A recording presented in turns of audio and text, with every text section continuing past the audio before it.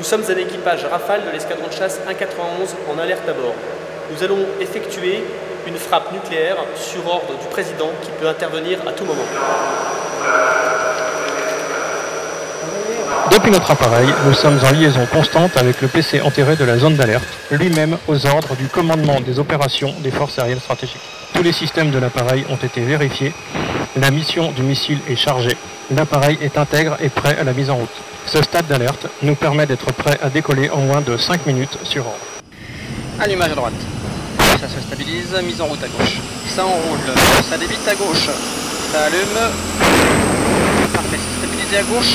Le CS est rebranché à gauche, on peut lancer la vérification avant roulage. La W est enclenchée, on va pouvoir sortir de la hangarette. C'est bon pour toi? C'est bon pour moi.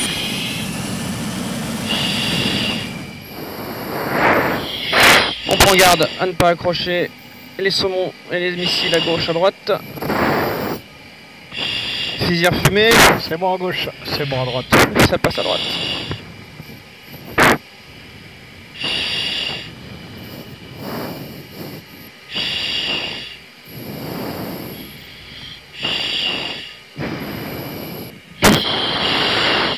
Eh bien, je mets en route les différents capteurs, le radar, l'optronique secteur frontal, les contre-mesures Spectra. Notre équipage est constitué d'un pilote et de navigateurs officiers système d'armes. Lors du vol, le pilote a prioritairement à sa charge la conduite immédiate de la trajectoire de l'avion, les phases de ravitaillement en vol et la délivrance de l'armement. Le navigateur, lui, se chargera en particulier des opérations de guerre électronique, brouillage, leurrage, de la préparation des armements et de la gestion à long terme des différents inputs sur la mission, gestion du pétrole, de la trajectoire, des systèmes solaires ou RR adverses. Notre mission se décomposera de plusieurs grandes parties. Un décollage de tous les appareils en alerte sur le plan, un rassemblement des chasseurs et des ravitailleurs pour permettre d'allonger notre capacité d'action, puis une phase de pénétration très basse altitude et très grande vitesse, d'échapper aux défenses solaires adverses, et enfin le point de délivrance de notre armement. En route, nous pourrons être amenés à engager nos missiles RR face à des menaces adverses, soit pour défendre le train de ravitailleurs, soit pour nous défendre nous-mêmes ou d'autres chasseurs nucléaires. Signal plein gaz. 3, 2, 1. Top lâcher les freins. Post-combustion enclenchée. Les deux PC sont branchés. La poussée s'établit. Le GX à 55 nominal. On poursuit le décollage. Je sens que l'avion est plus lourd qu'à l'habitude. À 150 nœuds d'accélération. 180 nœuds rotation décollage. L'avion est à blanc. Le train en manœuvre.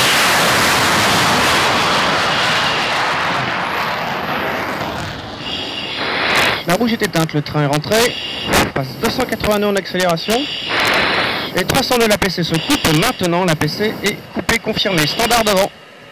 Standard derrière. Et on engage un léger virage par la droite, en stabilisant notre vitesse à 350 nœuds maintenant. Et tu as le point de ravitaillement en destination. Reçu le ravitaillement en est. Nous allons maintenant vous laisser, nous nous retrouvons en vue du ravitailleur.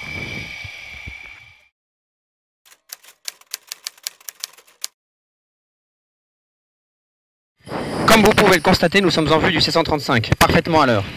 Nous allons passer maintenant en mode ravitaillement en vol, le premier d'une longue série. Mastiff 412, refueling settings. On va entrer donc dans la phase relativement critique du vol. L'objectif donc de cette phase étant donc d'insérer la perche de ravitaillement dans le réceptacle situé maintenant juste devant nous. Il faut donc absolument maîtriser la vitesse de rapprochement et les 3 dimensions de notre appareil. La vitesse de notre appareil actuellement est de 300 nœuds. Moment donc relativement intense. Précision de pilotage. Rapprochement en arrière. 3 mètres. 2. 1 mètre. À l'entrée. Dans le panier. Contact. 3 tonnes complètement net. Stable. Et maintenant, donc l'exercice n'est pas terminé puisqu'il faut continuer à maintenir notre position. Puisque la flexibilité du tuyau est relativement limitée, ne nous permet qu'environ d'effectuer donc nos mouvements dans une sphère d'environ 2,50 m de rayon. Et le carburant débite. Reçu. La mise en virage du dispositif donc complique un petit peu encore la technicité du pilotage, puisque donc maintenant le ravitailleur et nous-mêmes sommes en virage. Les repères sont donc affectés par l'inclinaison du Boeing et rend l'exercice, s'il en était nécessaire, plus difficile encore. Reçu, Alpha, tout disconnect. Donc là, l'exercice technique revient avec donc le disconnect du dispositif. Il faut revenir à la fois dans l'axe de la perche rigide et réduire sa vitesse de manière à sortir le plus proprement possible du panier. Et ensuite revenir en translation droite, revenir rejoindre la droite du ravitailleur. J'ai vu que tu avais inséré le pétrole, je sors du mode ravito. Nous allons maintenant passer à la phase de pénétration à très basse altitude.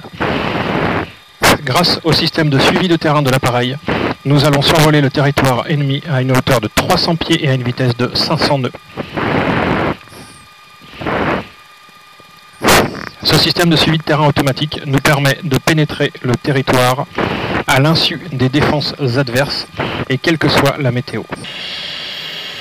TIL sélectionné. Parfait. On est parti pour une prise de terrain forte pente en virage. Et c'est parti pour la prise de terrain. TF écrou. Le grand watch allumé. C'est bon pour moi. 30 degrés de pente. Ok, ça arrondit, les échos sont pris en compte, l'écrou s'est transformé en double disque. Les échos apparaissent sélectionnés à la 2D.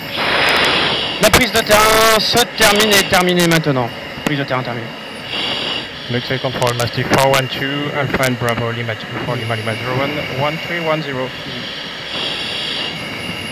6700111016 Wrestling QNH, Mastiff 412, Alpha and Bravo, see you in 45 minutes.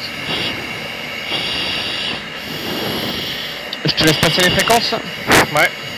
Alors, lui il est à 3 nautiques. Et on va maintenir 8, on passera pas 7, on va passer 13 vers, ce que je te propose. Ouais, c'est pas mal. Mastiff 412, 13 vers.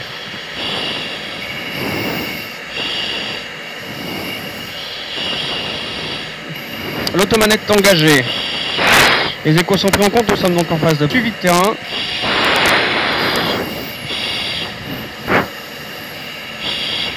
Et il faudra qu'on recale, l'Uni 1 est partie à 800 mètres. Ce que je te propose, c'est qu'on fera le 430, on affectera la route au nord avant le but 15. On fera une HR sur le 430. Reçu. On affectera la route au nord. Reçu, pas de problème, à ta main. Nous allons désormais vous laisser, et je pense que nous nous verrons à l'issue du dernier ravitaillement en vol.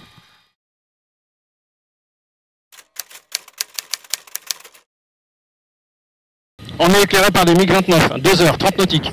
Reçu, on vire à droite, on monte, on accélère, on honore la menace. J'ai un contact radar, midi 30 nautiques. Armement RS sélectionné, MiG-KEM. On approche du domaine. Attention pour le domaine. Continuez à accélérer, on entre dans le domaine.